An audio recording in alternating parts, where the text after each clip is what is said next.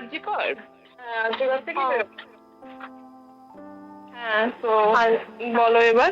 বলছি ওটা হয়েছে কি বলতো, ও 2টো অব্দি পেশেন্ট দেখেছে, ঠিক আছে? এবার রাত্রে দুটো। রাত্রি 2টো, ঠিক আছে? আচ্ছা। 2টো অব্দি পেশেন্ট দেখেছে, দেখে রুমে এসে অনলাইনে অর্ডার করে 4জন বন্ধু মিলে খেয়েছে, ডিনার করেছে। করে ও খুব টায়ার্ড ছিল, যেহেতু 36 ঘন্টা ডিউটি ছিল, টায়ার্ড ছিল। ও কি করেছে, ওই সেমিনার রুমে গিয়ে শুয়ে পড়েছে একটা রেড কালারের ব্ল্যাঙ্কেট ঢাকা দিয়ে। তারপরে সেমিনার রুমে এমনি কি তোমাদের ওরকম সেমিনার রুমে টুমে ঘুমানো হয়? মানে আমি যদিও কোনো আইডিয়া নেই, ওই জন্য জিজ্ঞেস করছি। না, এবার একটা রেসিডেন্টাল ডক্টর রুমস থাকে, বুঝতে পেরেছিস? তারপরেও সেমিনার থাকে। এবার সেমিনারে একটা বেড থাকে, আর ডক্টরস রুমে 2-3টে যেরকম বড় ঘর হবে সেরকম বেড পাতা থাকে। মেনলি ডক্টরস রুমে শোয়ার কথা, ঠিক আছে? হয়েছিল কি, ওকে বডিটা পাওয়া গেছে সেমিনার রুমে, কিন্তু ঘুমাচ্ছিল ডক্টরস রুমে। এই রুমটা তোর এখন ভাঙা হয়েছে, দেখেছিস রুমটা ভেঙেছে বাথরুমের পাশেই, ঠিক আছে? মানে বাথরুমটাকে অজুহাত দিয়ে ওই রুমের দেয়ালটা ভেঙে দিয়েছে। অ্যাকচুয়াল কাণ্ডটা ঘটেছে তোর ইয়েতে, ওই রুমটার ভেতরে, ডক্টরস রুমে ঘটনাটা ঘটেছে ওই বডিটাকে। ডক্টরস রুমে ওই দিন আর কেউ ছিল না, খালি মানে অনলি ওই দিদিটাই ঘুমাচ্ছিল? হ্যাঁ, এবার তোকে আমি বলি, অন কলে নিশ্চয়ই একজন থাকবে না, ও জুনিয়র সিনিয়র মিলে থাকে। এমনকি থার্ড ইয়ার একজন থাকবে, সেকেন্ড ইয়ার একজন থাকবে, প্লাস শিক্ষা যারা থাকে তারা ইন্টার্নরা থাকে। আর চেস্ট এমন একটা ওয়ার্ড হচ্ছে, কোভিড এর পর থেকে প্রায় হামেশাই সবার শ্বাসকষ্ট হচ্ছে, মানে আসছে মানেই শ্বাসকষ্ট হচ্ছে। আর চেস্ট ওয়ার্ড, মেডিসিন দুটোই পাশাপাশি ওয়ার্ড, ঠিক আছে? তো কেউ কি শুনতে পাইনি? ওটাই তো আমি ওই দিনকে ওটাই ভাবছিলাম। এবার দেখ, ধস্তাধস্তি করাতে একটা নিশ্চয়ই চিৎকার হয়, ভাইলেন্ট হয়, বুঝতে পেরেছিস? তারপরে আবার কি, 4জন ওর সাথে খেয়েছে, তারা কোথায়? তারা কেন মিডিয়ার সামনে আসছে না? তাই তো, আসছে না। তোমার ওই দিন ডিউটি ছিল না রাতে? ওই দিনকে আমি নাইটে ডিউটি করছিলাম, আমি নাইটে ডিউটি করে এসেছি। আমার লাস্ট নাইট ছিল, তো 3 দিন নাইট থাকে, 3 দিন নাইট থাকার পর লাস্ট নাইট ছিল। লাস্ট নাইটের পর বুধবার আমার লাস্ট নাইট। বুধবার রাতে ঘটনাটা ঘটেছে, আমি বাড়িতে এসেছি, রীতিমতো বাড়িতে এসে শুয়ে পড়েছি। 3টের সময় আমার কাছে ফোন এসছে যে সবাইকে ডেকে পাঠিয়েছে, ইমিডিয়েট আয়। গিয়ে দেখি আরজিকরে এই অবস্থা, পুরো গোটা হাসপাতালকে ডেকে পাঠিয়েছিল। গিয়ে দেখি পুলিশ ছয়লাভ, মানে। আর ওকে যেভাবে, আমি তো বডিটা দেখেছি রে, মানে আমাদের এখনো পর্যন্ত চোখ থেকে নামছে না। রীতিমতো মনে হচ্ছে মেয়েটা যেন আমাদের পাশে পাশে ঘুরছে, একদম এরকম, মানে মানে অদৃশ্যমান। মানে আমরা এরকম ভাবতে পারছি না যে এরকম ভূত থাকে বা একটা স্পিরিট থাকে বা কিছু। এখন আমরা বুঝতে পারছি না, ওর আত্মাটা এখনো ঘুরছে আমাদের আশেপাশে। দেখ, ও আমার তলাটা নেই, কিন্তু ওর থেকে ও থাকে 4তলায় ঘটনাটা ঘটেছে, ঠিক 2টো ফ্লোর নিচেই আমি থাকি, আমার রুমটা। কিন্তু তাও আতঙ্কে আমরা মানে একদম স্তব্ধ হয়ে গেছে আরজিকরটা। এটা হচ্ছে তাহলে ডক্টরস রুম থেকে ওকে সেমিনার রুমে নিয়ে যাওয়া হয়েছে? অবশ্যই নিয়ে যাওয়া হয়েছে। এবার দেখ, নিয়ে যাওয়া হয়েছে, ওকে যেভাবে মারা হয়েছে, এটা একার পক্ষে অসম্ভব, ইম্পসিবল। পুরোপুরি গ্যাং রেপ, রেপ ছাড়া কোনো কিছু নয়। আর শুধুমাত্র রেপ নয়, রেপ করলো ছেড়ে দিল, ঠিক আছে, ওকে রীতিমতো মার্ডার করেছে। মানে মানে হিসেব মতো যা বুঝছি, মানে তোমার কথাতে ওটা হচ্ছে ওর ওই বন্ধু বান্ধব মেয়ে জড়িত। এক্স্যাক্টলি, হয় ওর বন্ধু বান্ধব কেউ, ঠিক আছে, মানে 4জনের মধ্যে কেউ। এমন কিছু করতে বলে, দেখ বড় বড় কোম্পানিতেও তো এরকম হয়, মানে হয় তুমি আমার সাথে কম্প্রোমাইজ করো, নয় তুমি চাকরি ছেড়ে চলে যাও, হয় তো। সেরকম কিছু একটা হয়েছে। যাকে যে ক্রাইম করেছে সেও কিন্তু নর্মাল ডক্টর নয়, কিন্তু কেউ একটা ভালো পোস্টে র্যাঙ্ক করছে, বুঝতে পেরেছিস? তবেই কিন্তু পুরো ব্যাপারটাকে হসপিটাল চেপে যেতে চাইছে, পুরো ব্যাপারটা। তাহলে এই সিভিক যে ও কোথা থেকে আসছে? এবার তোকে আমি বলি, ওটা কোথা থেকে আসছে। প্রিন্সিপাল চেঞ্জ হয়ে গেছে, ডেপুটি সুপার চেঞ্জ হয়ে গেছে, আমাদের অ্যাসিস্ট্যান্ট সুপার চেঞ্জ, সব চেঞ্জ হয়ে গেছে। তারপরে যে ওয়ার্ডের ডাক্তাররা ছিল, সিস্টাররা ছিল, ওয়ার্ড বয়রা ছিল, মাসিরা ছিল, সবাইকে ডেকে এখন সাসপেন্ড করা হয়েছে। তারা কোথাও যেতে পারবে না, রোজ গিয়ে কোর্টে গিয়ে দেখা করছে। আজকেও কোর্টে গেছিল সবাই। তারপরে তারপরে তোর এগুলো হলো, তারপরে তোর কি বলে, আরে বল না, ওই সিবিআই এটা হয়েছে কি, ও সেই সঞ্জয় রায় যে ধরা পড়েছে, অ্যাকচুয়াল কিন্তু ও নেই।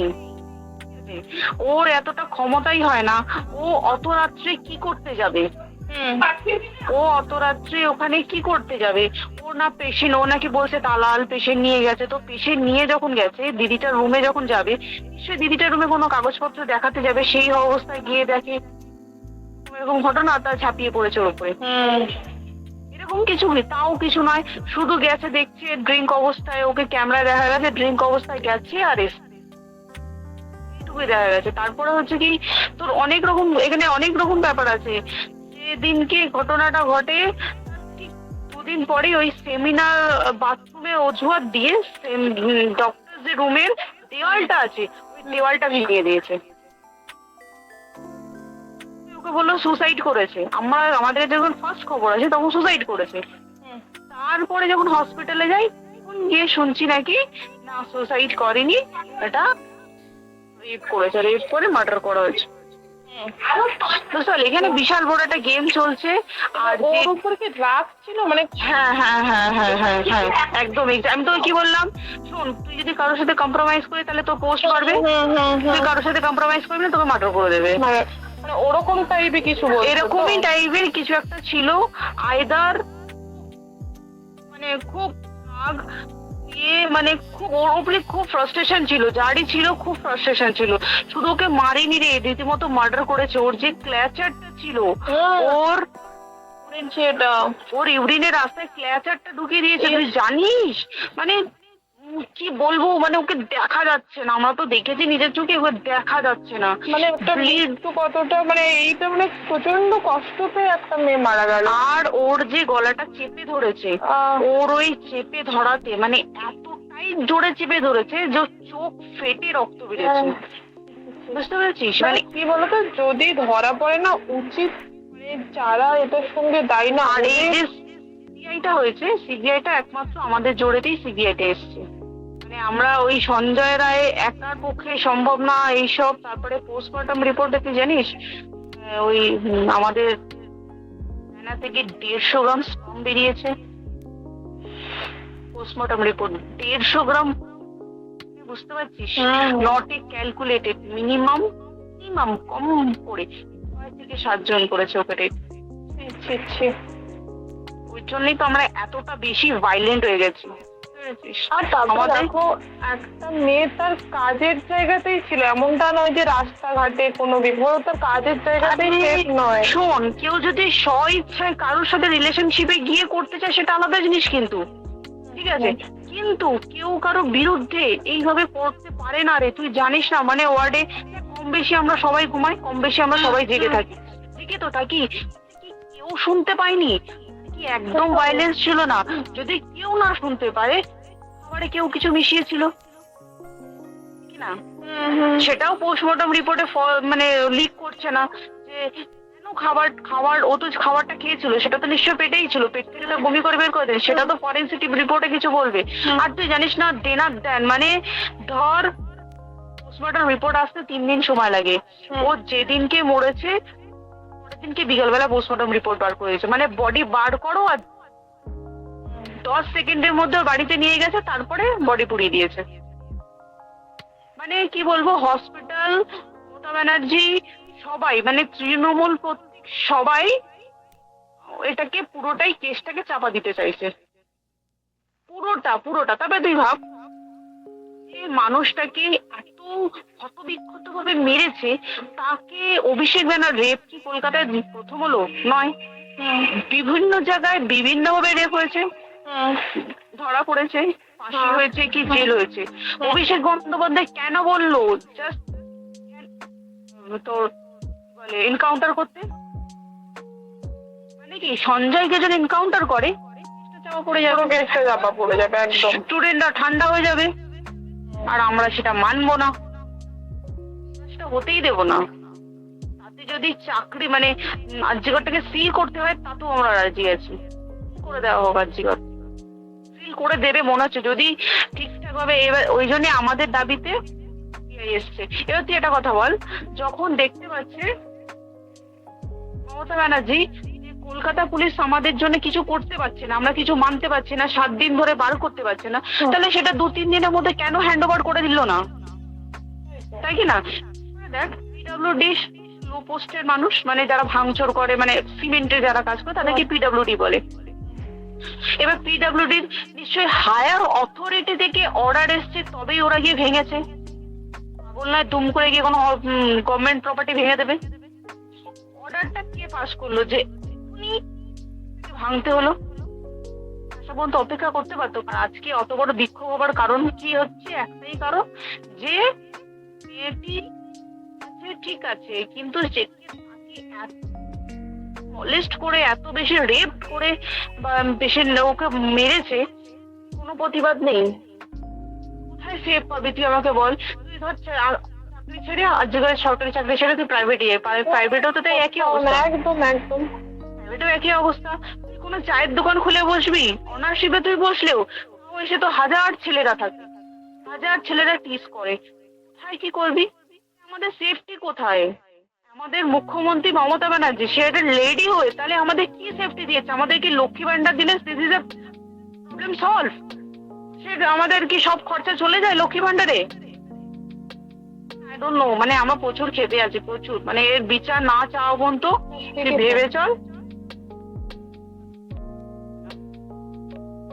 মানে আমি 2 দিন ধরেই ভাবছিলাম তোমাকে ফোন করবো, কিন্তু মানে এটা ওটাতে হয়ে উঠছে না। আর তোমাকে তো আমি ওই দিন রাতেই হোয়াটসঅ্যাপ করলাম না, এবার তখনই না আমি ব্যাপারটা অতটা বুঝতে পারিনি। আর আমার তার পরের দিনই ভোরবেলা ডিউটি, আমি সাবধানে থাকিস। আর বলবো না। হ্যাঁ তাই তো, এখন মানে তোমরাও সাবধানে থাকো সবাই। কি বলবো বল, বলার নেই। দেখ আমাদের মধ্যবিত্ত মানুষরা আমাদের চাকরি করে খেতেই হবে, সোজা কথা, একদম তাই কিনা বল? বাবা এত পুঁজি নেই যে বসে বসে খাবো, এই মেন্টালিটিও নেই। হ্যাঁ যদিও থাকে মেন্টালিটিও নেই। হ্যাঁ বাবার পুঁজিতে খাবে। এবার একটা কথা তুই বল, চাকরিটা কোথায় গিয়ে করবো তুই একটা বল? স্টেটে গিয়ে চাকরি করবো তুই আমাকে বল? যেমন মানে এটা হয়তো আমার মা যেমন বাড়ি ঢুকে 7টার মধ্যে ঢুকে যাও, ধরো অনেক রাত অব্দি 9:30-10টা অব্দি ল্যাবে থাকতেই হয় না। এবার তুই কি করবি বল? কি করবি বলো তো? এখন কিছু করার আছে? দেখ ল্যাবেও তো সব ছেলেরা আছে, ছেলে আছে মেয়ে আছে, তুই কাকে বারণ করবি? তুই কাকে বিশ্বাস করছিস বল? তুই ধর কলিগদের সাথে খেতে বসেছিস, ঠিক আছে, টিফিনটা যদি কেউ চাইলো তুই তাকে না দিয়ে পারবি? একদমই। আর কার মনে যে কি আছে সেটাই তো কি বলবি বল? এবার তুই বল খাবারটা যে খাবি, তোর টিফিন কেউ চাইলো বা তোকে যদি কেউ বললো একটু একটু খা, শেয়ারে হয় স্কুলে যেটা আমাদের হয়, যেটা হ্যাঁ স্বাভাবিক, এটা সবাই, এটা তো স্বাভাবিক। তুই বল তাতে যদি এরকম অবস্থা হয় তাহলে কি করবে মানুষ? তুই আমাকে বল। আজকেও তো তাই আমাদের দেখ না থেকে আমাদের তোর প্যান্ডেল দিয়ে হোয়াইট ড্রেস করে শ্যামবাজারে করতে হবে, এখন আবার বৃষ্টি শুরু হয়েছে, প্রচুর বৃষ্টি শুরু হলো, কি হবে জানি না। ঠিক আছে গো, টাটা। হ্যাঁ চল টাটা। হুম।